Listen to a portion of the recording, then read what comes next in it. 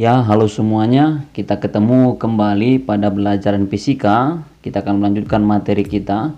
Pada video sebelumnya untuk kelas 11, saya sudah memperkenalkan bagaimana kita diperkenalkan mengenai alat ukur daripada suhu, dan di sana juga kita sudah belajar perbandingan skala termometer, dan juga kita juga sudah belajar mengenai pemuaian yang terjadi pada zat padat. Ada 3, yakni pemuaian panjang, luas, dan volume, dan pemuaian zat cair.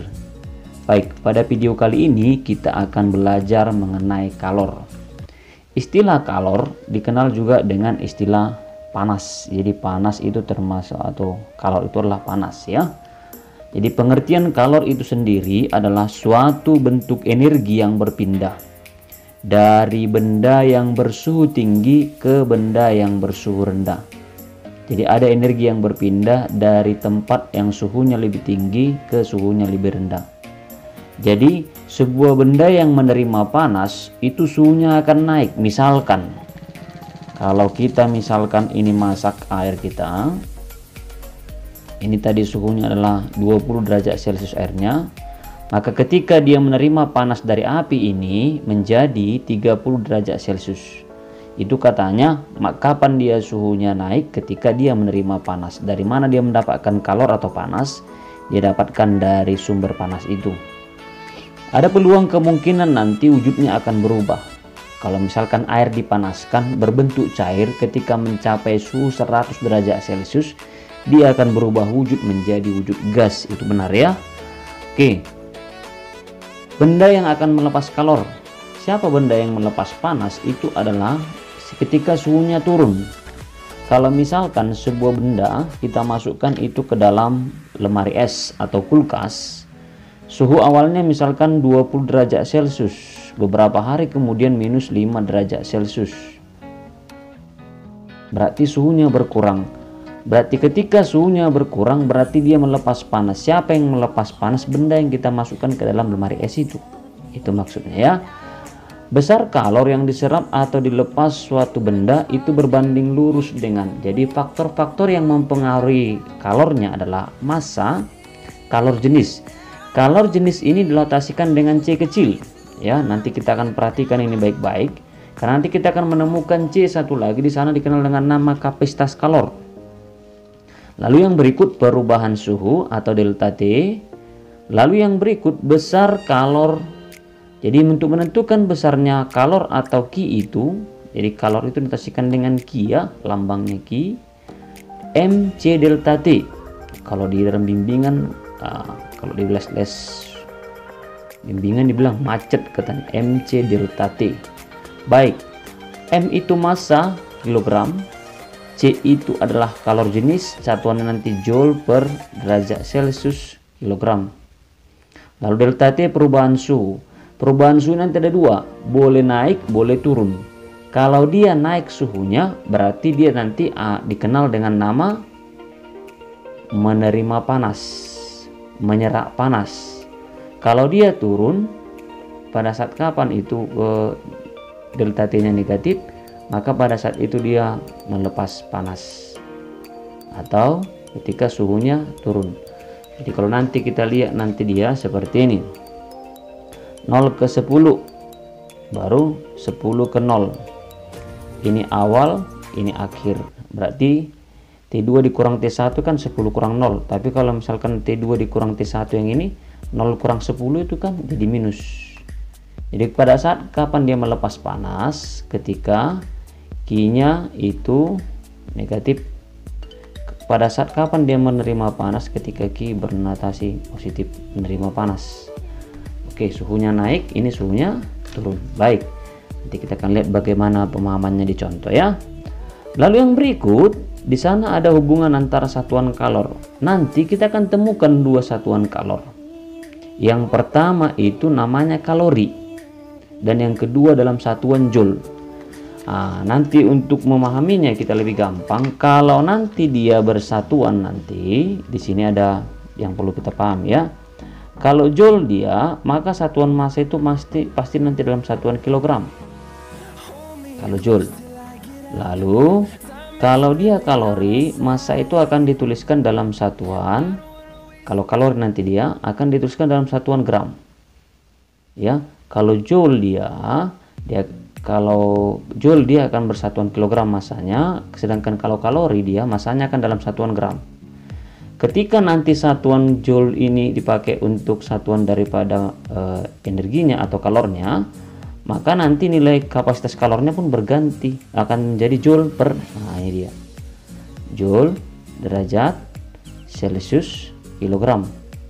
Tapi kalau dalam kalori nanti ini menjadi kalori per derajat Celcius gram. Nah, itu aja bedanya. Lalu bagaimana hubungan antara satu kalori dengan joule? Di mana nilai satu kalori itu setara dengan 4,184 joule. Jadi kalau dibalik, misalkan 1 joule itu sama dengan berarti 1 per 4, ya kalau misalkan tadi katanya 1 kalori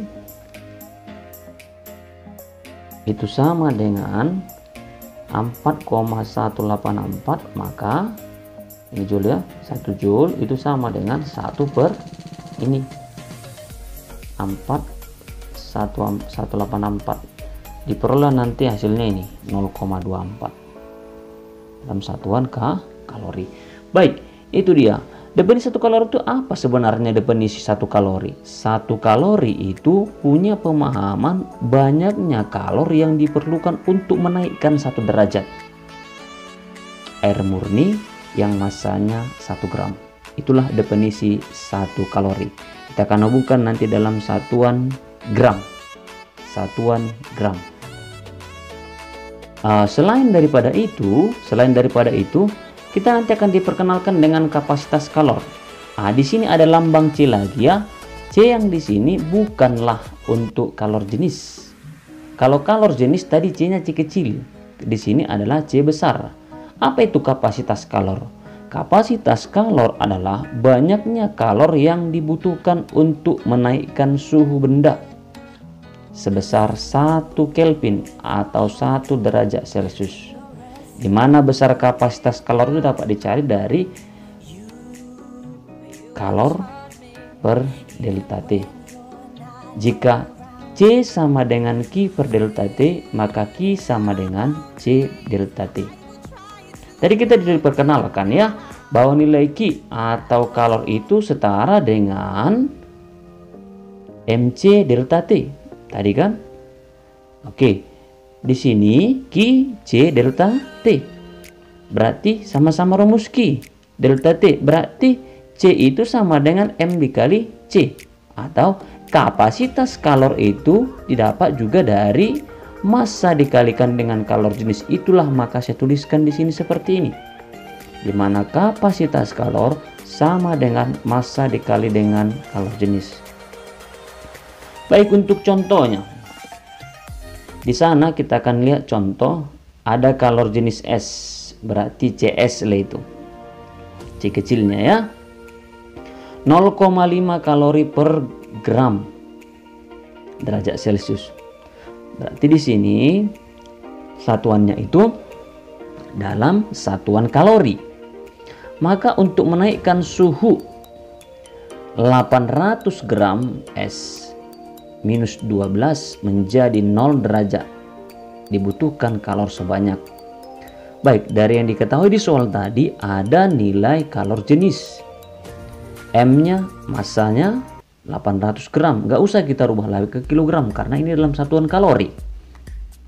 Suhu awalnya minus 12 derajat, suhu akhirnya 0, maka akhir dikurang 0 dikurang minus 12,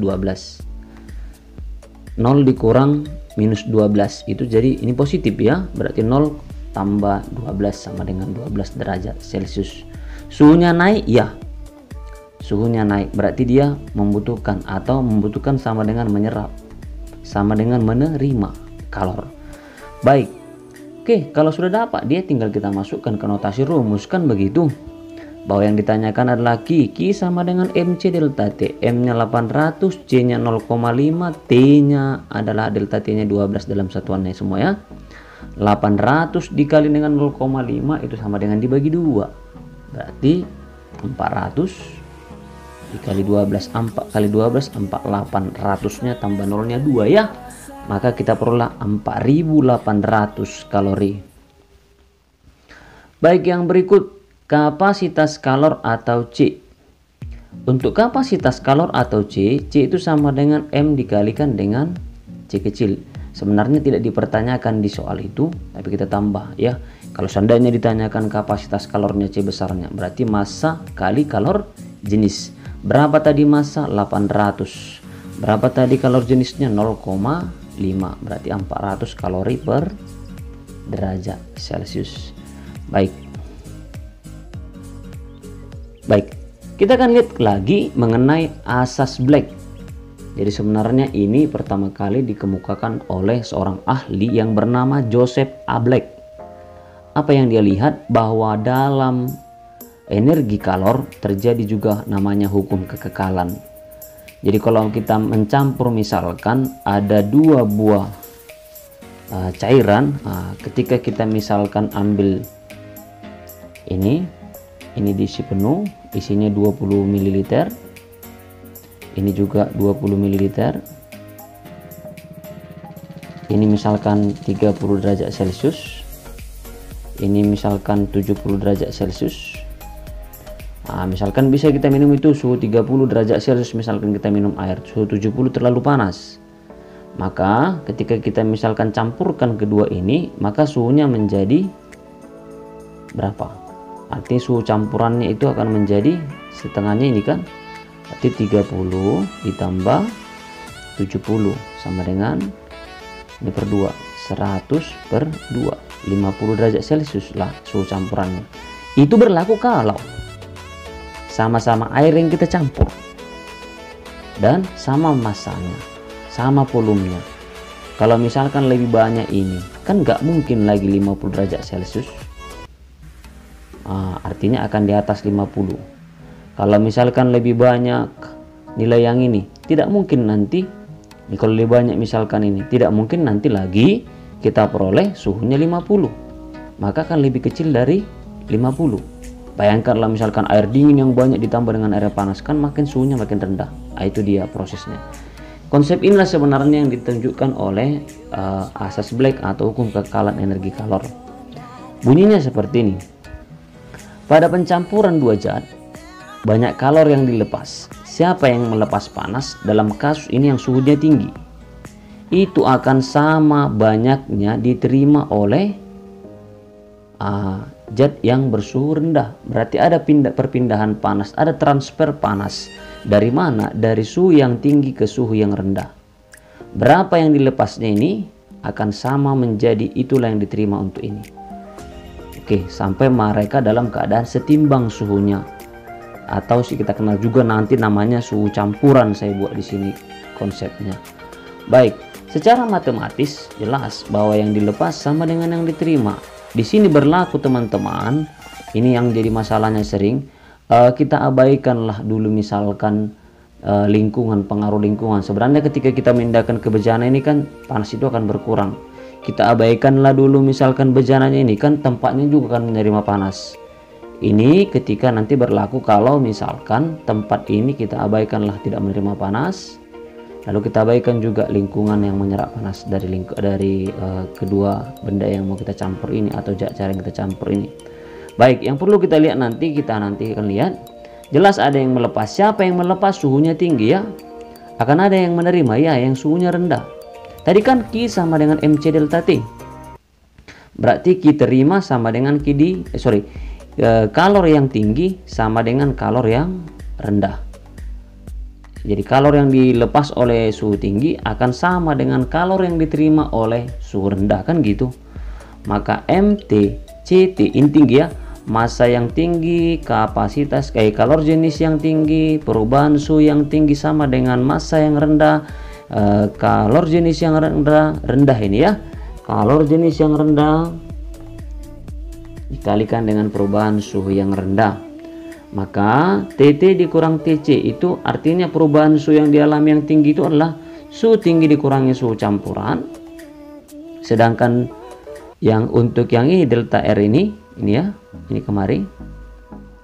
Delta T yang rendah ini adalah suhu campuran dikurangi dengan suhu rendah.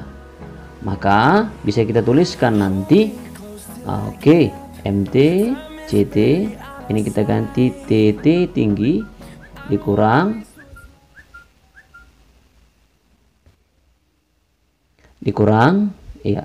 nilai daripada TTC dikurang dengan TR ya. Baik, kita akan lihat dalam bentuk contoh. Contoh saya yang pertama ini sederhana. Mari kita lihat apa. Ada aluminium berbentuk kubus. Sudah, masanya 200 gram. Dan suhunya 90 derajat Celcius. Dicelupkan ke dalam wadah yang berisi 1 kg. Nah, di sini harus kita bedakan mana yang lebih tinggi suhunya. 1 kg air bersuhu 20 dan 90 tadi kubusnya, aluminium kubusnya. Berarti yang ini yang lebih tinggi. Inilah menjadi suhu tinggi aluminium. Sedangkan yang rendah adalah air. Berapa suhu yang tinggi itu? 90. Berapa kalor jenisnya untuk yang tinggi itu? Karena tadi aluminium berarti 900. Sudah. Berapa massa yang tinggi itu suhunya? Massa yang tinggi itu adalah aluminium, massanya 200. Berarti 200 gram sama dengan 200 kali 10 pangkat minus 3 kilogram. Lalu yang rendah itu siapa? Yang rendah itu adalah 1 kilogram massanya. Lalu suhu rendahnya berapa? 20 derajat Celcius. Berapa kalor jenis yang rendah itu? 4180. Jadi nanti kalor jenis air itu adalah 4180. Nanti kadang perhitungan juga nanti akan kamu temukan dalam bentuk sederhana. Kadang dibuat juga jadi 4200. Jadi kita ikuti aja aturan main dalam soal 4200 ya, dalam satuannya joule per kilogram derajat Celcius. Baik, di sini akan saya tunjukkan sama kita bagaimana kira-kira ilustrasinya. Aluminium tadi ini dengan masanya tadi, lalu air ini dimasukkanlah aluminium ini ke dalam air. Otomatis aluminium akan semakin dingin, benar ya? Lalu air itu akan naik suhunya. Kenapa? Karena ada pindah panas yang diterimanya dari aluminium. Sama misalkan, kalau misalkan kita masak, misalkan air, lalu suhunya 80, kita masukkan di sana logam yang suhunya lebih tinggi, misalkan 200. Air tadi akan tentu akan mengalami kenaikan suhu.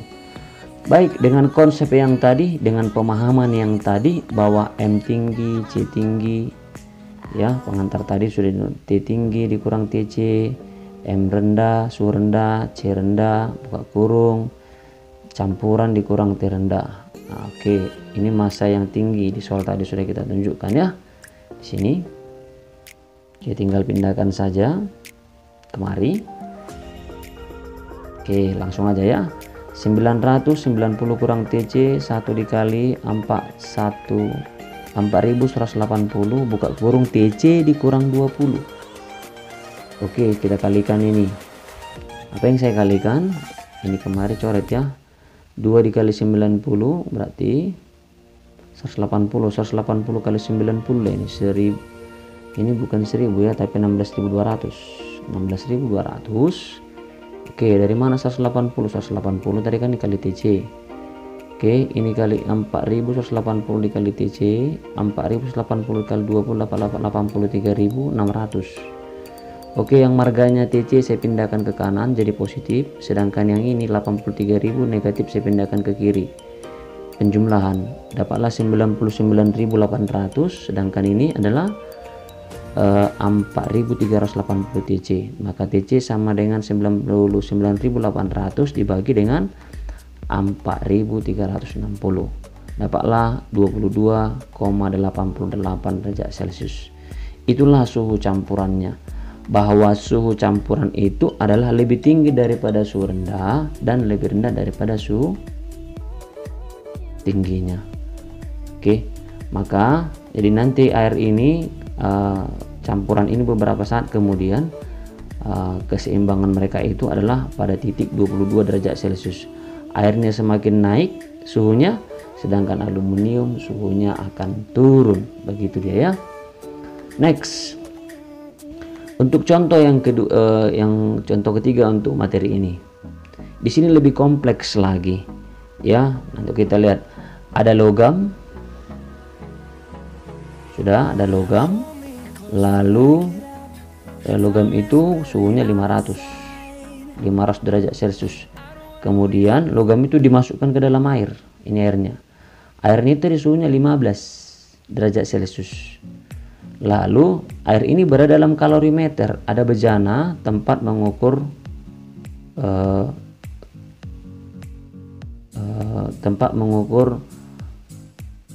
kalor atau energi ya. Baik, yang wadahnya terbuat dari aluminium, jadi wadah ini terbuat dari aluminium dengan massa aluminiumnya itu adalah 200 gram. Tadi airnya masanya 400. Berarti ketika nanti kita masukkan logam tadi, kan air sama tempatnya tadi kan awalnya ada di sini.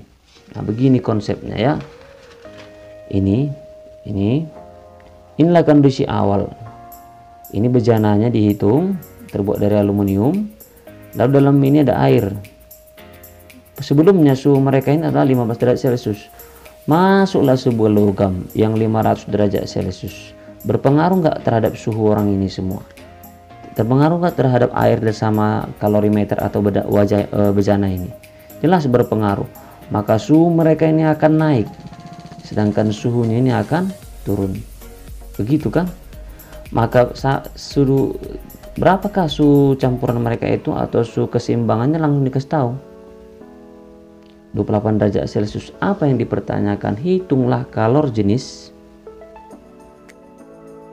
sampel paduan logam. Berarti yang ditanya adalah C kalor jenis logam itu berapa. Berarti yang melepas itu ada satu. Siapa yang melepas panas? Hanya ini, logam. Siapa yang menerima panas? Air dan kalorimeter atau bejana. Oke, 15. Oke, yang pertama ini ya 500, 150 kali 10 pangkat minus 3 karena dirubah ke kilogram ya. CT yang ditanya. Jadi kalor jenis suhu yang tinggi, kalor jenis logam, begitu ya. Maka dari sana bisa kita tuliskan, maka TR sama 15, masanya berbeda, kalorimeter 200 kali 10 pangkat minus 3, sedangkan massa daripada airnya adalah 400 kali 10 pangkat minus 3. Sedangkan TC sama dengan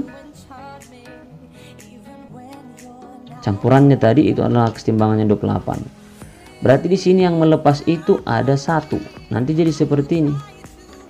Q yang melepas itu satu, sedangkan yang menerima ada dua ya. Nah, ini dia.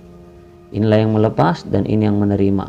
Kenapa? Suhu mereka ini lebih rendah daripada yang logam tadi. Baik, kita masukkan saja. Q1 MTC, Q2 M rendah, C rendah 1, TC dikurang TR. Pokoknya yang rendah nanti dia TC kurang TR ya. M rendah 2, C2. Nah, tinggal masukkan data. 0,15 CT buka kurung 500 kurung 28. 0,2 itu kan 2 kali 10 pangkat minus 3 itu kan 0,2 kali 900.